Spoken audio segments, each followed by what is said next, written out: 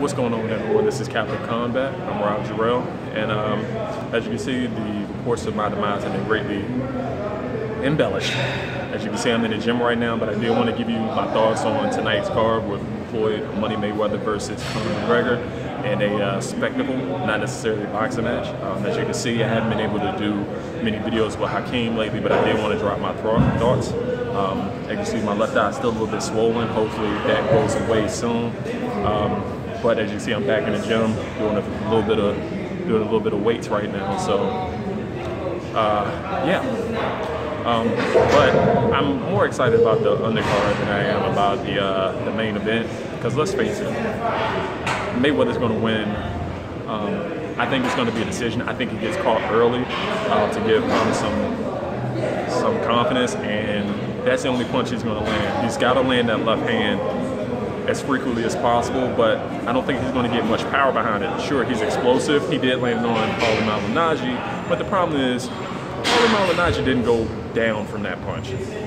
So if he can't put down Paulie Malignaggi, who is out of shape in a sparring match, he's not going to be able to do it against Floyd Mayweather, who is taking some punches from the hardest punches from guys that are the same size or bigger, more experienced, and more explosive. He's going to have to mix in some very awkward stances and angles, but he's going to have to settle into a boxing match. Look at the awkwardness of, say, a Maidana or Castillo, anyone else. And it's nothing that Floyd Mayweather hasn't seen yet. Also, experience is going to be a big factor. Conor's been outboxed before. Look at the Chad Mendes fight in the UFC, and then he wasn't able to beat down Nate Diaz in the UFC match, even in 2 fights. Third, let's look at stamina. Conor McGregor has only been 5 rounds, which is championship fights are 5-minute rounds. That's 15 minutes. You do, I'm sorry, that's 25 minutes. Floyd Mayweather, for the better part of 10 years, has gone 36 minutes several times. Looked like he could go another 12 easy. So stamina is also in his favor. And let's not look at this fight as like I said, it's a spectacle. Conor McGregor really doesn't stand a chance. I think he eventually lands. He's going to land, and he won't land often.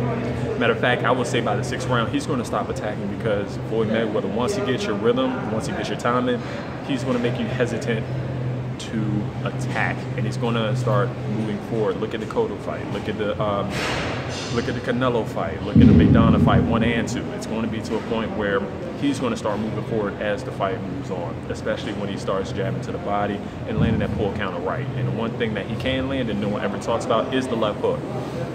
If Conor McGregor gets hit or starts avoiding the right hand, he still has that check left hook. He's got to look out. And him being a southpaw, that does not bode well for him at all. He's a counter puncher. He's not an attacker. Look at the Mendes fight. He was getting outboxed, but Mendes gassed before Conor McGregor did, and not only that, but he was able to land kicks on Chad Mendes. He's not going to be able to do that in a boxing match. He's going to be hampered by the fact that he can only use his hands.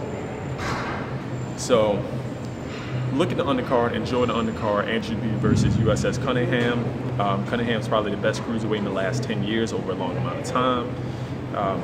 Tabiti, if he really wants to take a step up, he's got to be Cunningham. And this is a huge step up for Tabiti, because USS Cunningham, with that long jab, that great right hand, and the fact that he's much more experienced but older, can make Tabiti look really bad in this fight.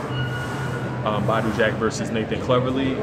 This is going to be a 12-round decision for Badu Jack as he moves up to challenge for the WBA regular title.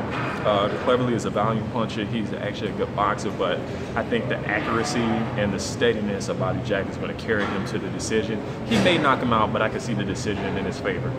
And Gervonta Davis, even though he missed weight, I think he's still going to fight. This is meant to push him into the next stratosphere on a huge card.